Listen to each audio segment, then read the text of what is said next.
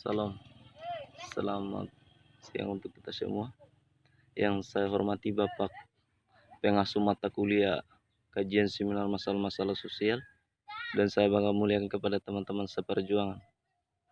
Pada siang hari ini, saya atas nama Daniel Darabali, NIM 1734030019, jurusan Sosiologi, semester 7, Fakultas Ilmu Sosial dan Ilmu Politik, Universitas Nusa Cendana Kupang.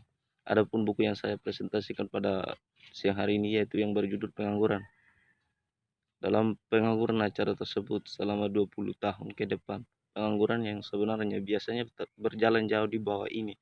Tidak hanya itu datang untuk menjadi diterima sebagai aksioma politik Inggris bahwa tidak ada pemerintah yang bisa bertahan.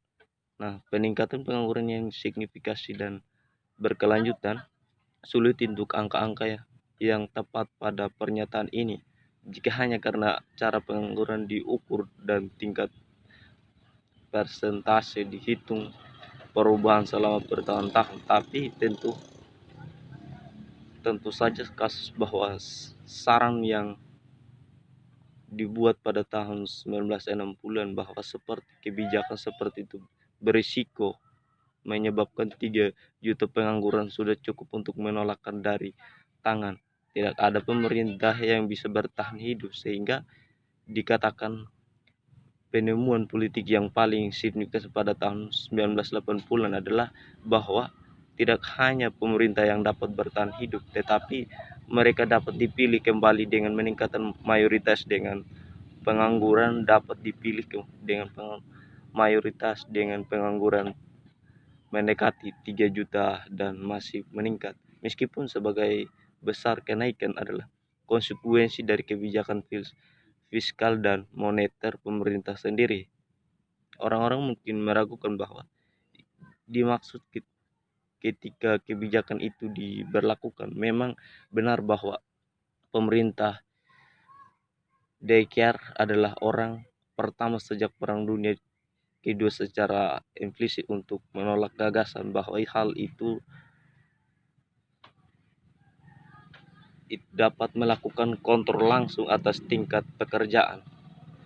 Pada saat yang sama, semua pernyataan yang menyertai strategi moneter yang diadopsi menunjukkan keyakinan bahwa setiap transisi peningkatan pengangguran di mana masyarakat dan terutama pekerjaan menyesuaikan perilaku mereka dengan rezim baru akan menjadi kecil. Tapi jika tidak dimaksudkan pemerintah cepat untuk menghargai bahwa pengangguran yang jauh lebih tinggi tidak hampir sama merusak elektoral seperti yang telah diyakini begitu lama, dan merasa di bawah tidak ada kewajiban untuk mengikuti kebijakan konvensional tersebut sebagai peningkatan pengeluaran yang ditekankan oleh banyak ekonomi dan oleh oposisi.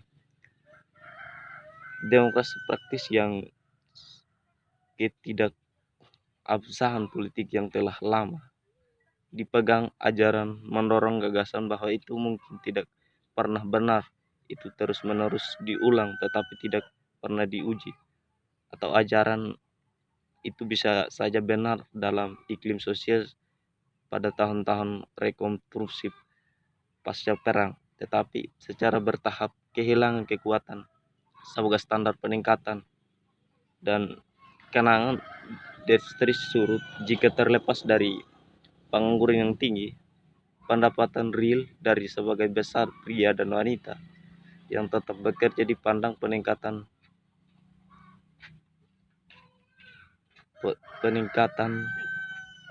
terus pada tahun 1980-an. Minat mereka dalam menjaga hal-hal mungkin lebih besar dari kekhawatiran mereka terhadap minoritas yang kurang beruntung. Apapun alasan kegagalan utama, ajaran hanya dapat mempertahankan kekuatan selama publik percaya bahwa itu berada dalam kekuasaan pemerintah untuk mempengaruhi tingkat pekerja dalam pengangguran.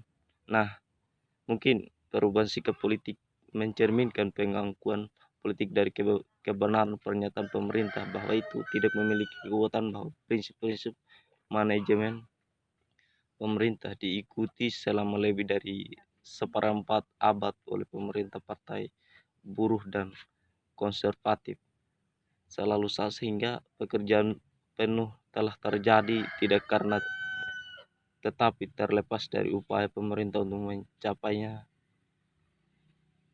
atau itu mungkin bahwa perubahan telah terjadi dalam struktur atau keadaan ekonomi sehingga kebijakan yang pernah berkhasiat tidak lagi tepat perubahan ini dalam persepsi tentang signifikansi elektoral pengangguran dan dari kekuasaan pemerintah untuk melakukan apa-apa tentang hal itu jika itu terjadi memang membuat itu sangat yang baik untuk meninjau prospek untuk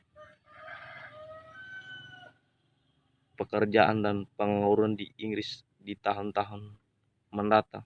Untuk melakukan ini, kami harus menjelaskan memberikan pertimbangan untuk makroekonomi. Pertanyaannya, kebijakan moneter dan fiskal karena ini adalah orang-orang yang terus menerima perhatian paling besar dalam diskusi publik, tetapi jaringan telah dilemparkan oleh lebih luas.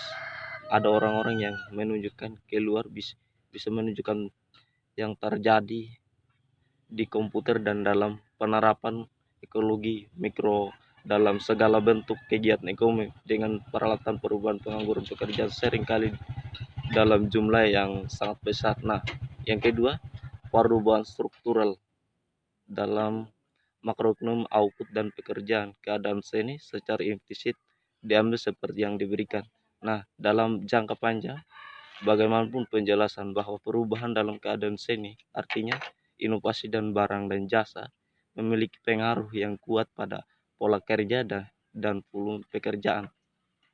Pada bagian ini, kita menjelajahi berbagai dampak perubahan pada ketenaga kerjaan yang paling terus berlangsung perubahan struktur dan industri adalah teknologi baru merupakan subjek bab pertama.